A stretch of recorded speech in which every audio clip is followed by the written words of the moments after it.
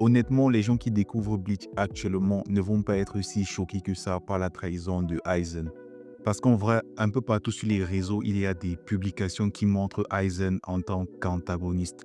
Donc, un peu logique que des gens qui commencent Bleach ne soient pas vraiment surpris de la trahison d'Aizen, vu qu'ils savent de toutes les façons qu'il sera un antagoniste.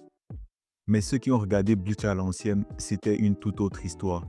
Personne n'aurait pu s'attendre à ce que Aizen, le gars le plus sympathique de la Soul Society, le capitaine le plus attachant, le plus gentil, soit un traître. En vrai, personnellement, à l'époque, quand j'ai regardé, j'aurais tout misé sur Gin en tant que traître. J'aurais jamais pu imaginer qu'en fait, c'était Aizen le traître et que Gin, il était sous les ordres de Aizen. Aizen a mis toute la Soul Society dans un genjutsu.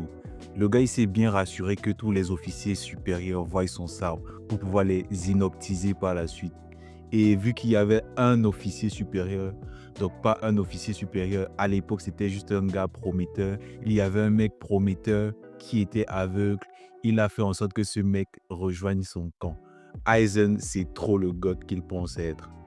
Et le plus fou, c'est qu'avec Gin, il faisait comme s'ils se détestaient. Pourtant, les deux, ils étaient de mèche. Aizen, c'est juste l'un, si ce n'est le plus grand manipulateur de l'univers animé et manga.